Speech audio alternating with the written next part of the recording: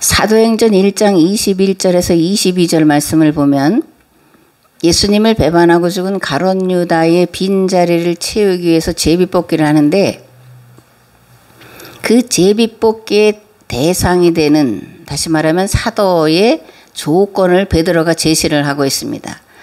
그럼 이제 베드로가 내세운 사도의 조건은 무엇이었냐? 예수님의 공생의 기간 동안 예수님을 따르는 무리들과 항상 함께한 자였습니다. 즉 예수님께서 세례 요한에게 세례 받으실 때부터 십자가에서 죽으시고 부활하신 것과 승천하신 것을 본 자, 그리고 예루살렘에 모인 120명 가운데 있는 자, 그게 사도의 조건이었습니다. 그러므로 우리는 우리 주 예수께서 우리와 함께 지내시는 동안, 곧 요한이 세례를 주던 때부터 예수께서 우리 곁을 떠나 승천하신 날까지 줄곧 우리와 같이 있던 사람 중에서 하나를 뽑아 우리와 더불어 주 예수의 부활의 증인이 되게 해야 하겠습니다. 아멘. 베드로가 이제 내세우는 사도의 조건이에요. 민수기에 보면 모세가 자신의 사역을 이어갈 후계자를 세울 수 있도록 하나님께 이제 구하는 장면이 나오는데, 하나님께서 모세의 후계자의 조건을 이렇게 제시하십니다. 그 안에 하나님의 영이 머무는 자, 여호수아를 선택하라 그렇게 말씀하시면서, 왜냐하면 여호수아 안에 하나님의 영이 머물고 있기 때문이다, 이렇게 이제 말씀합니다. 그러면 하나님의 영이 임했다라는 것은 무슨 말일까? 말씀을 통해서 함께 생각을 해보겠습니다. 민수기 27장 15절에서 23절 말씀 봉독을 하겠습니다. 모세가 여호와께 여짜와 이르되, 여호와 모든 육체의 생명의 하나님이시여, 원하건대 한 사람을 이 회중 위에 세워서 그로 그들 앞에 출입하며 그들을 인도하여 출입하게 하사 여호와의 회중이 목자 없는 양과 같이 되지 않게 하옵소서. 여호와께서 모세에게 이르시되, 눈의 아들 여호수아는 그 안에 영이 머무는 자니 너는 데려다가 그에게 안수하고 그를 제사장 엘르아살과 온 회중 앞에 세우고 그들의 목전에서 그에게 위탁하여 내 존귀를 그에게 돌려 이스라엘 자손의 온 회중을 그에게 복종하게 하라.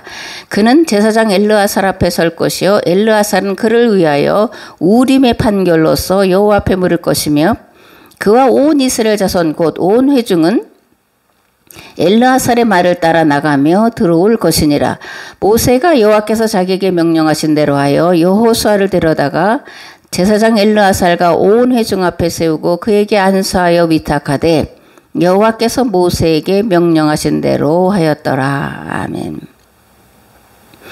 하나님은 왜 여호수아를 지도자로 삼으라고 했을까? 하나님의 영이 그에게 임해 있기 때문이다, 이렇게 이제 본문에 말씀되어 있는데, 또 다른 말로 하면 하나님의 법이 그러하다, 그런 겁니다. 하나님이 사람을 선택하는 법에 여호수아가 합당했기 때문에 그를 세우라, 그렇게 말씀하신 건데, 하나님의 법 또는 하나님은 어떤 사람을 쓰실까? 그걸 생각해 봐야 되죠. 그죠? 하나님은 마음 중심, 무게 중심이 가장 낮은 곳에 있는 사람을 부르셔서 그를 하나님의 사람으로 쓰시는 줄을 믿습니다. 아멘. 여호수아를 말할 때 따라다니는 수식어가 있습니다. 종, 그죠? 모세의 종, 모세의 시종자, 모세의 종자, 모세의 시종. 이게 이제 여호수아 앞에 따라다니는 수식어예요. 근데 우리가 잘 알듯이 여호수아는 에브라임 지파의 대표예요. 그리고 에브라임 지파는 이스라엘 13지파 중에서 제일 큰 지파였습니다. 그러니까 숫자가 가장 많은 지파가 에브라임 지파였어요. 그러니까 가장 강력한 힘을 가지고 있다고 봐야 되는 여호수아인데, 그럼에도 불구하고 여호수아는 모세의 시종의 역할을 충실히 행했던 사람이다, 그런 겁니다. 모세를 하나님처럼 섬긴 자, 그가 여호수아였고, 그래서 하나님은 여호수아를 모세를 이을 자로 선택하라고 말씀을 하신 겁니다. 잠언서에 보면 겸손은 존귀의 앞잡이고 교만은 패망의 선봉이다, 이렇게 말합니다. 그러니까 망하고 싶으면 교만하라, 이런 얘기가 되는 거죠. 흥하고 싶으면 겸손하라, 그런 겁니다.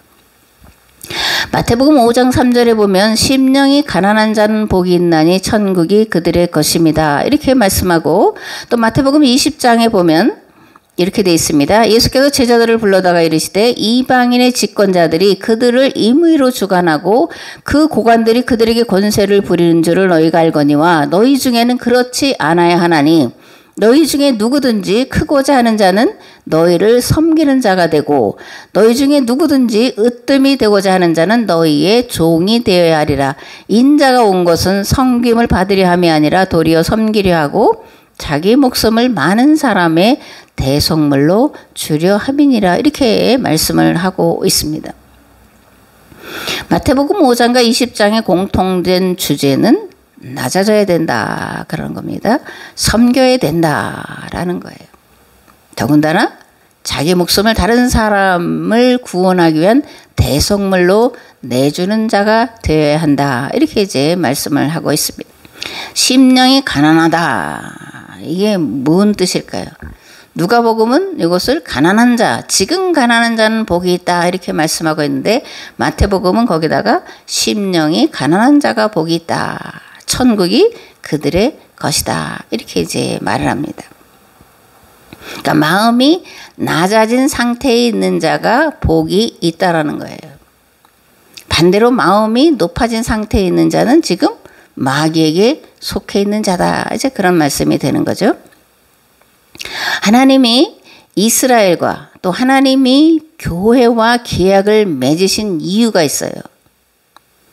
가난한 자, 고통당하는 자들의 문제를 해결하기 위해서인데 하나님은 고통당하는 자들의 문제를 해결하기 위해서 고통당한 자들을 불러 쓰신다라는 겁니다. 상처받은 치유자 뭐 이런 말이 있는데 그런 겁니다. 고통을 당한 자, 고난을 당한 자, 상처를 당한 자를 불러다가 가난의 문제를, 고난의 문제를, 고통의 문제를, 상처의 문제를 해결하도록 하시는 것이 하나님의 법이다. 근데 그런 사람들은 마음이 낮아져 있는 상태다. 이런 얘기가 되는 겁니다. 예수님 당시에 유대 사회에서 고통당하는 자들은 가난한 자였죠. 그리고 병든 자들이었습니다. 근데 이들은 실제로 가난해서 병들어서 고통을 당하는 것도 있지만 그보다 더 본질적으로 이들이 고통을 당한 건 종교적으로 주인으로 낙인이 찍혔기 때문에 그러는 거예요.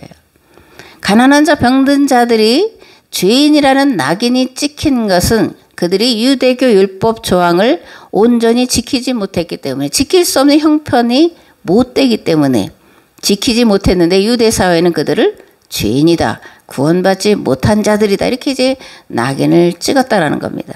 그러니까 유대 사회에서 종교적인 낙인은 사회적인 낙인보다 훨씬 더 고통스러운 일이었다라는 거예요. 그러니까 구원받지 못해. 그 말만큼 고통스러운 말이 어디 있겠어요. 교회 안에 성도들에게 당신은 구원받을 수가 없어 이렇게 말한다면 그 사람 아마 절망으로 죽을 거예요. 어떻게 살겠어. 지금 가난한 것도 고통스러운데 구원도 받지 못한다 이렇게 낙인을 찍으면 고통스럽다는 표현보다 훨씬 더 절망에 이르게 된다. 죽음밖에 선택할 길이 없다. 이런 거가 이제 유대 사회의 가난한 자, 병든 자들에 대한 인식이었고 그들은 또 그것을 받아들이면서 차별을 당하고 살고 있었습니다. 그래서 예수님은 그들을 불러다가 그들의 문제를 해결하도록 했다라는 겁니다. 두 부류의 사람이 있어요. 한 사람은 자신이 겪은 가난과 억압 또는 착취를 가슴에 새기고 그렇기 때문에 그 문제를 해결하기 위해서 일생을 희생하는 자예요. 또 다른 하나는 자신이 겪은 것을 가슴에 새겼는데 뭐로 새기냐면 원한으로 새기는 거예요. 그래서 그 원한을 갚으려고 어떤 수단과 방법도 가리지 않고 취한다라는 겁니다. 요즘 한국 사회에 아주 유명한 어떤 분의 이야기가 이제 그런 얘기잖아요. 뭐 흑수저다 그러는데 그 흑수저의 문제를 해결하려고 수단 방법을 가리지 않아요. 자기가 금수저를 지금 물고 있어도 흑수저에 대한 생각에 갇혀 있어서 다른 사람들을 고통스럽게 하고 있는데 우리는 어떤 부류에 속해야 되겠냐. 하나님은 어떤 부류에 속한 자를 선택해서 사용하시냐. 자신이 겪은 것을 가슴에 새기는데 그 문제를 해결하기 위해서 일평생을 몸부림하는 그 사람을 들어서 그 가난의 문제, 질병의 문제, 고통의 문제를 해결하게 하신다 그런 겁니다. 옛계약 공동체 이스라엘은 430년 동안 애굽에서 종살이를 했죠. 가장 낮고 천한 자의 삶을 430년이나 살았는데 그래서 이들은 가난, 억압, 착취를 가슴에 새긴 자들이었어요. 그런데 원한으로 갚으려고 하던 자들이 아니라 그 문제를 해결하려고 한 자들이었다. 왜냐하면 이들은 아브라함의 후손이었기 때문에 그렇다. 아브라함의 믿음을 그들의 가슴에 새기고 살아온 자들이기 때문에 그렇다라는 겁니다. 그래서 하나님은 애굽에서 종살이하던 이스라엘 백성들을 불러내셔서 세상에 고통받는, 억압받는, 착취받는 그런 문제를 해결하라고 가나안 땅을 주셔서 들여 보내셨다라는 거예요. 교회도 마찬가지입니다.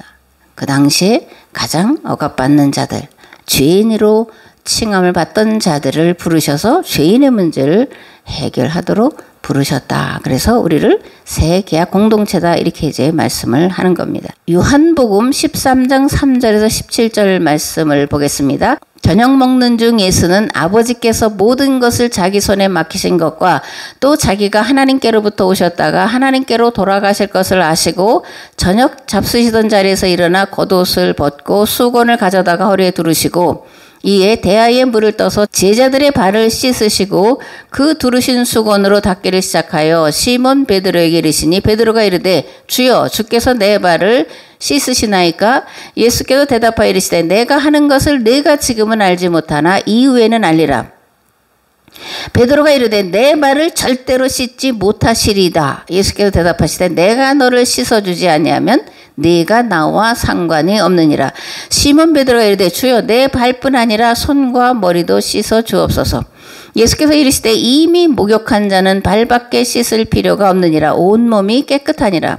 너희가 깨끗하나 다는 아니니라 하시니 이는 자기를 팔 자가 누구인지 아심이라. 그러므로 다는 깨끗하지 아니하다 하시니라. 그들의 발을 씻으신 후에 옷을 입으시고 다시 앉아 그들에게 이르시되 내가 너에게 행한 것을 너희가 아느냐? 너희가 나를 선생이라 또는 주라 하니 너희 말이 옳도다. 내가 그러하다. 내가 주와 또는 선생이 되어 너희 발을 씻었으니 너희도 서로 발을 씻어주는 것이 옳으니라.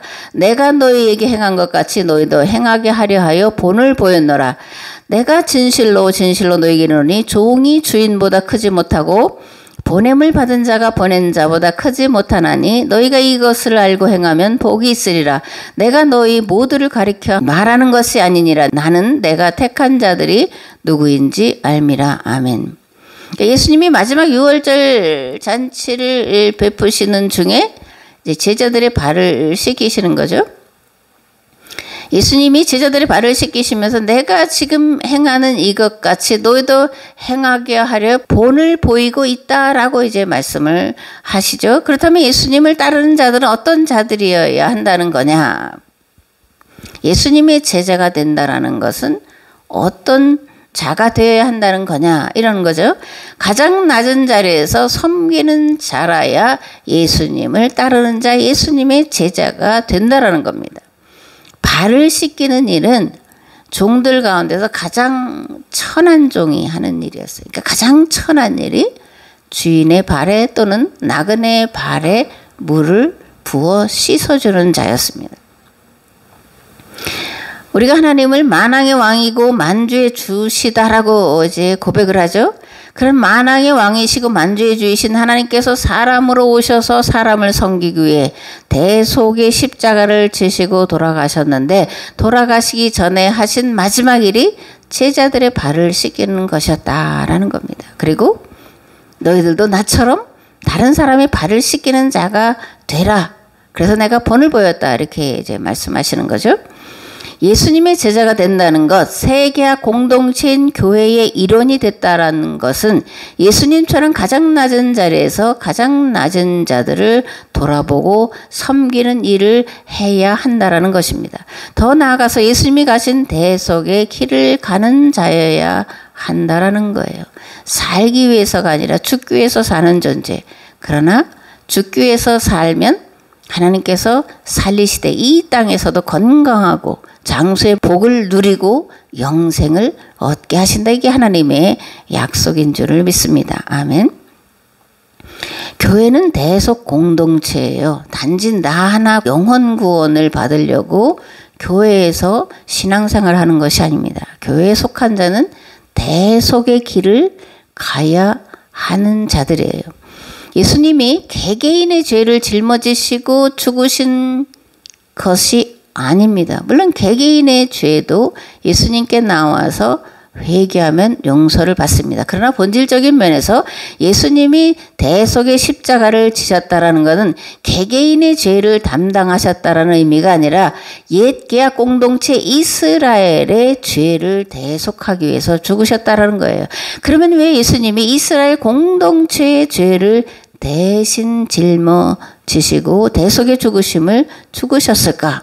그들이 하나님과 계약을 맺은 계약 대상이었기 때문에 그러는 거예요. 이스라엘과 하나님이 계약을 맺으신 것은 이스라엘만의 구원을 위한 것이 아니라 세상 모든 만물들을 구원하시기 위해서 그들을 먼저 부르셨다라는 거예요. 그러니까 이스라엘과 맺은 계약이 파기가 되면 세상 모든 만물을 구원할 구원의 길이 끊어지기 때문에 예수님이 옛 계약 공동체 이스라엘의 죄를 대속을 하셨다라는 겁니다. 그리고 나서 그 십자가의 죽으심을 통해서 새 계약 공동체와 계약을 맺으신 것을 선포하신 거예요.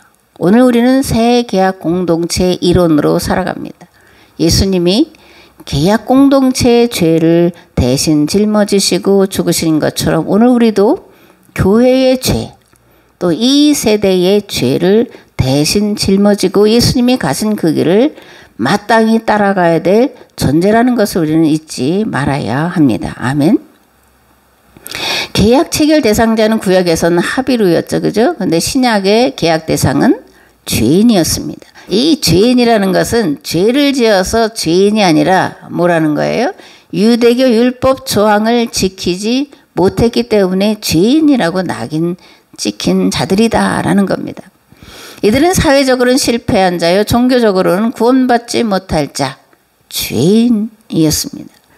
그래서 하나님께서 죄인들을 구원하셔서 죄인들의 문제를 해결하도록 죄인들과 계약을 맺으신 거예요.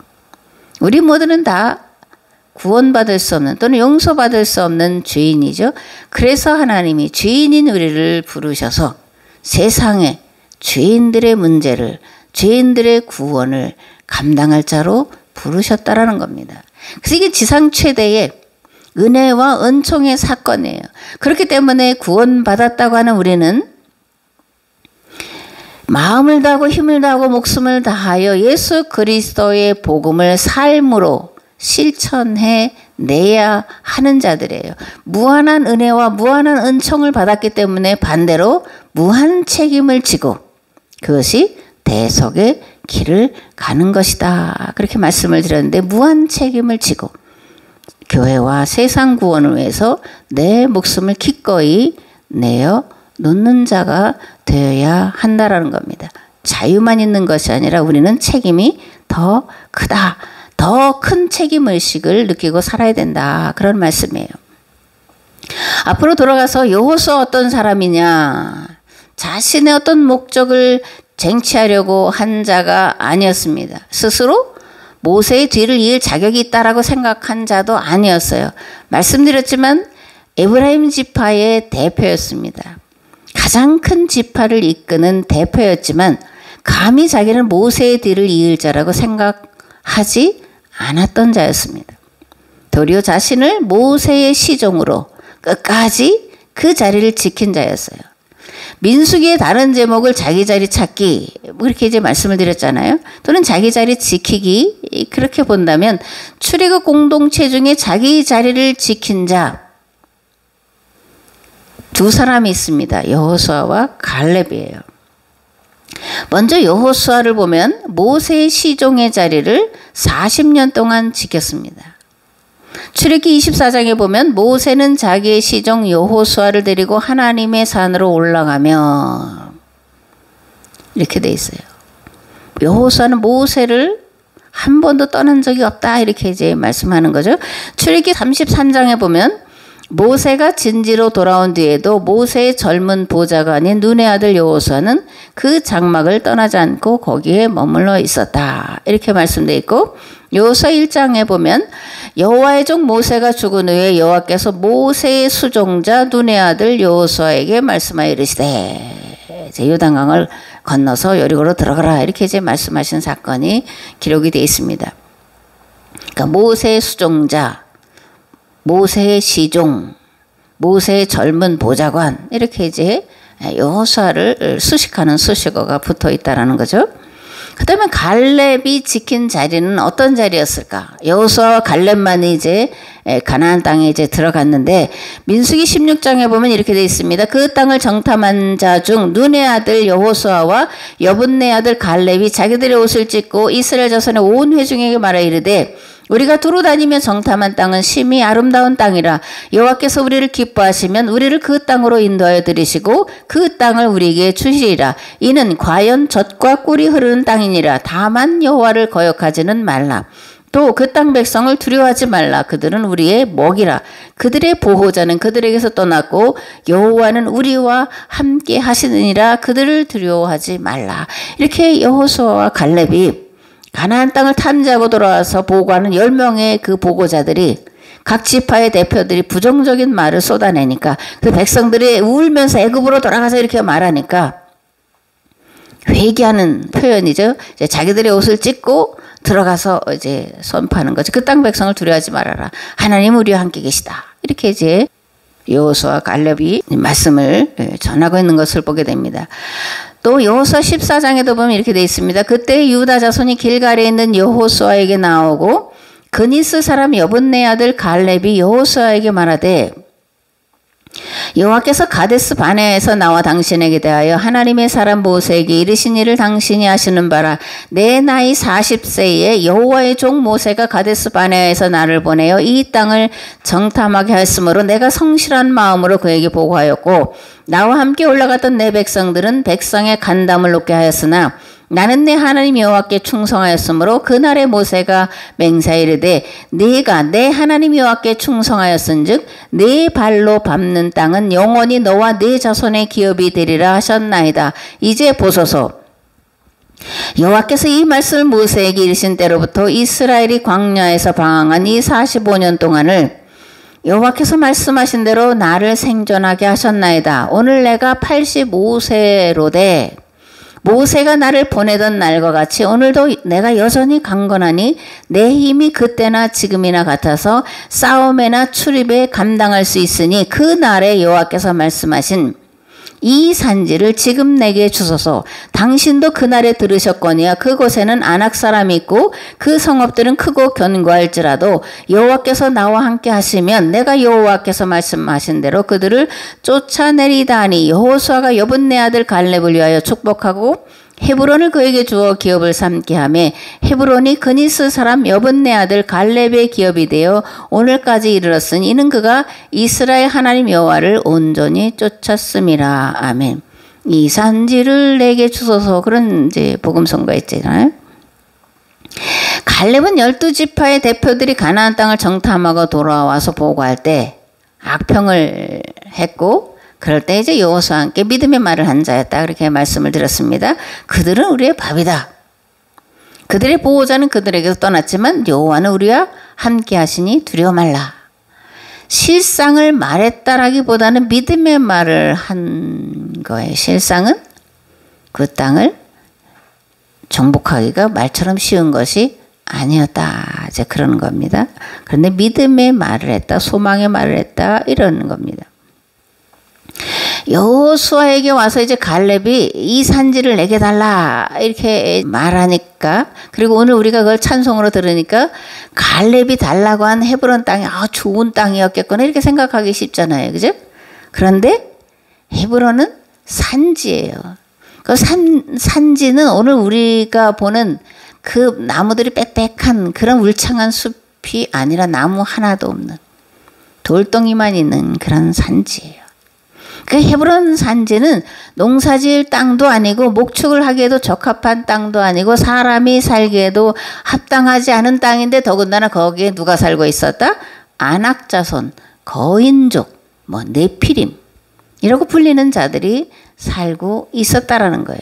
가드에, 가사에, 아나돗에 이런 그 거인족 속들이 분포해 살고 있었습니다. 우리가 잘 아는 골리앗, 가드 사람 골리앗이죠. 이 사람 거인족의 한 사람이에요. 그 동생도 골리앗처럼 아주 거대한 그런 거인이었다는 것을 우리가 이제 사무엘서를 통해서 우리가 볼 수가 있습니다. 그런데 이제 85세나 된 갈렙이 와서 그 땅을 달라는 거예요. 왜 갈렙이 그 땅을 달라고 했을까? 앞에서 소개했지만 거기는 사람이 살기에 적합하지 않아요. 짐승이 살기도 적합하지 않아요. 목축을 하기에도 적합하지 않아요. 거기다가 아낙자손이라고 하는 거인족 속들이 살고 있어요. 그런데 그 땅을 달라고 합니다. 그 땅이 좋아서가 아니에요. 그 땅이 힘들고 어렵고 악한 땅이기 때문에 그 땅을 달라고 하는 거예요. 자기의 유익을 따라서 구한 것이 아니었다라는 겁니다. 도리어 다른 사람들이 다른 지파가 그 땅을 차지하기를 꺼려하니까 아무도 헤브론 땅을 차지하려고 나서지 않으니까 85세나 된 갈렙이 나서는 겁니다. 그리고 갈렙의 아후 온니엘이 그 일을 성취하는 것을 우리가 볼 수가 있습니다. 이게 갈렙이 자기 자리를 지킨 자였다라는 증거다. 이제 그렇게 말씀을 드렸습니다. 아멘. 하나님은 마음이 낮아져 있는 사람을 불러 쓰시는 줄 믿습니다.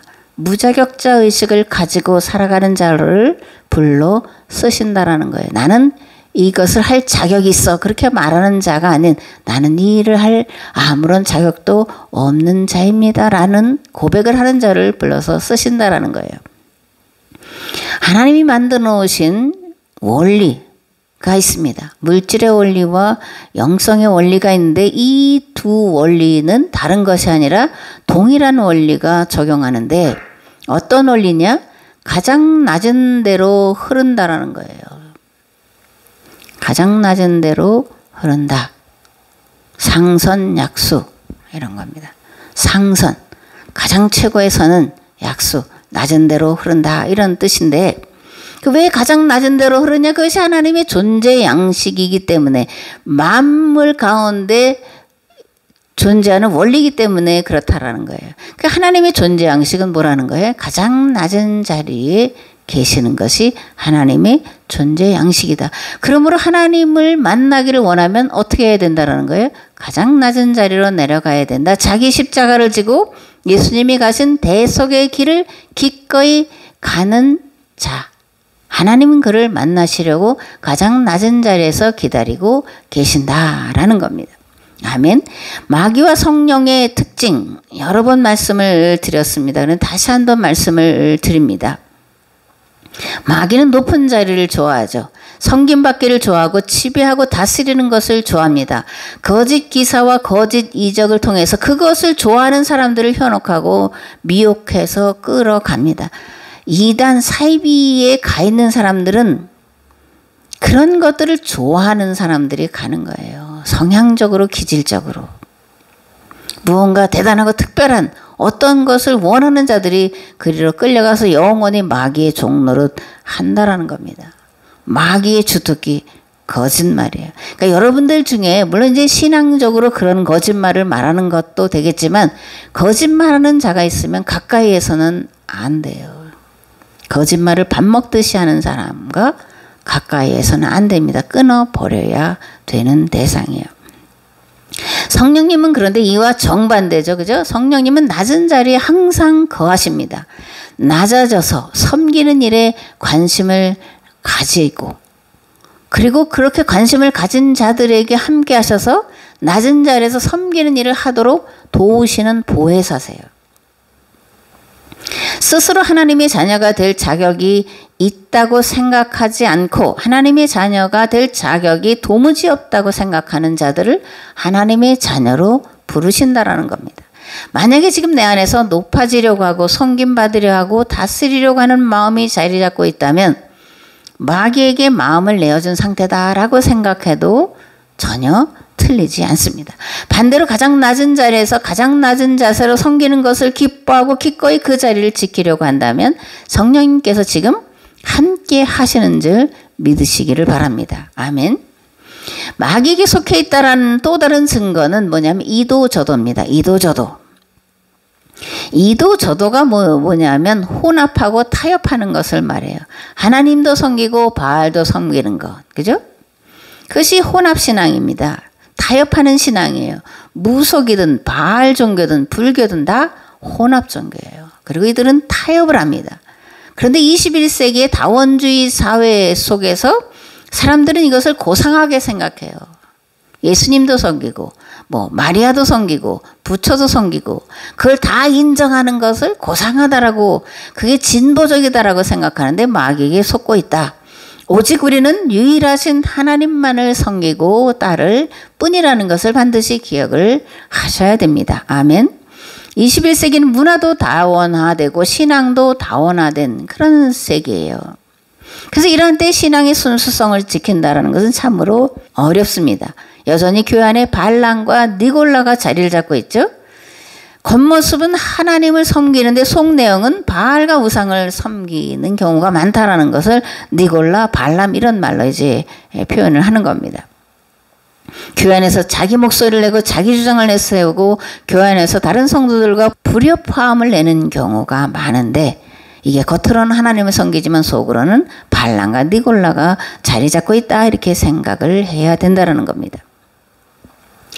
이스라엘이 아시리아와 바벨론에 멸망당한 것은 신앙이 없어서도 아니고 열심이 없어서도 아니었어요. 도리어 그 어떤 때보다 신앙의 열기가 뜨거웠고 열심이 있었습니다. 로마 제국의 예루살렘이 함락하고 멸망당할 때에도 신앙의 열기가 뜨거웠어요. 그래서 로마 제국이 예루살렘을 에워싸고 있을 때에 6월절을 지키기 위해 예루살렘을 찾은 유대인과 디아스포라가 얼마였냐면 대략 250만 명에 달했다. 이렇게 이제 유대 역사를 쓴 요세푸스가 이제 말하고 있는 것을 볼 수가 있습니다. 그러니까 가장 열기가 뜨거웠어요. 로마 군대가 예루살렘을 에워싸고 있는데 멸망당할 것이 눈에 보일 텐데 그렇기 때문에 더 많은 사람들이 6월절을 지키러 왔다라는 거예요. 신앙은 열심히 있냐 없느냐의 문제보다 올바르게 알고 올바르게 지키느냐가 가장 중요하고 기본이에요. 잘못 알고 잘못 아는 것에 대한 열심을 지키면 모르고 안 지키는 것보다 더 악한 결과를 나타낸다라는 겁니다. 그것이 오늘 우리 사회에 이제 신천지가 드러내 보이는 거예요. 잘못 알고 있으면서 그들의 열심을 우리가 따라가지 못하니까 수십만 명이 지금도 거기 가서 그죠? 누구예요? 이만희를 보혜사 성령으로 섬기고 있는 것을 우리가 알 수가 있습니다. 잘못 알고 잘못된 알을 통한 열심은 마귀의 밥이 되었다라는 증거다. 그러므로 열심을 내는 것 이전에 바르게 아는 것이 중요하다. 그런 겁니다. 마태복음 7장에 보면 예수님이 이렇게 말씀을 하셔요. 나더러 주여 주여 하는 자마다 다 천국에 들어갈 것이 아니요 다만 하늘에 계신 내 아버지의 뜻대로 행하는 자라야 들어가리라. 그날에 많은 사람이 나더러 이르되 주여 주여 우리가 주의 이름으로 선지자 노릇하며 주의 이름으로 귀신을 쫓아내며 주의 이름으로 많은 권능을 행하지 아니하였나이까 하리니 그때 내가 그들에게 밝히 말하되 내가 너희를 도무지 알지 못하니 불법을 행하는 자들아 내게서 떠나가라 하리라. 법대로 하지 않는 게 불법입니다. 말씀대로 하지 않는 게 불법인데 그 말씀은 신해선 계약법과 주기도문에 기록되어 있는 그 말씀의 단어, 문자가 아닌 그 말씀에 들어있는 의미, 의도를 따라서 섬기는 것이 법대로 섬기는 거다. 그런 겁니다. 하나님의 법. 낮아지는 법이고 섬기는 법이다. 그렇게 말씀을 드렸습니다. 자기 생명을 내줘 다른 사람을 살리는 법이다. 가장 낮고 천한 자와 자신을 일치시키는 법이다. 이렇게 말씀을 드렸는데 사도 바울은 빌립보서 2장에서 이렇게 증가합니다. 너희 안에 이 마음을 품으라. 곧 그리스도 예수의 마음이니 그는 근본 하나님의 본체시나 하나님과 동등됨을 취할 것으로 여기지 아니하시고 오히려 자기를 비워 종의 형체를 가지사 사람들과 같이 되셨고 사람의 모양으로 나타나사 자기를 낮추시고 죽기까지 복종하셨으니 곧 십자가에 죽으심이라. 아멘. 오늘 우리는 땅이 혼돈하고 공허하며 흑암이 깊음 위에 있는 시대를 살아가고 있습니다. 그렇게 혼돈과 무질서와 어둠을 몰아내고 빛과 질서와 조화를 가져다 줄 하나님의 사람이 절실한 때입니다. 저는 감히 우리 성도들과 우리 자녀들 가운데 하나님이 고대하시는 사람이 나타나기를 간절히 고대하고 있습니다. 우리가 할 일은, 부모 세대가 할 일은 우리 자녀들이 하나님이 쓰시기에 합당한 자녀로 성장하도록 쉬지 않고 기도하고 말씀대로 사는 삶의 본을 보여야 한다. 그렇게 생각합니다. 그러면 하나님께서 그러한 교회, 그러한 성도, 그러한 자녀들을 통해서 이 시대를 살려내는 그런 하나님의 도구로 사용하실 줄을 믿습니다. 아멘. 이제는 길과 진리와 생명 되신 예수 그리스도의 은혜와 아버지 하나님의 무한하시고 극진하신 사랑하심과 성령님의 감화 감동 교통 역사하심이 11조와 선교의 예물을 드리고 그것을 통해서 교회를 세우고 또 목회자의 가정을 세우고 이 세대를 세우기 위하여 감사로 드리는 하나님 복된 손길 위에 그리고 가정 위에 그리고 이 교회 위에 이 나라 이 민족 위에 이제부터 영원토록 함께 하옵시기를 간절히 축원하옵나이다. 아멘.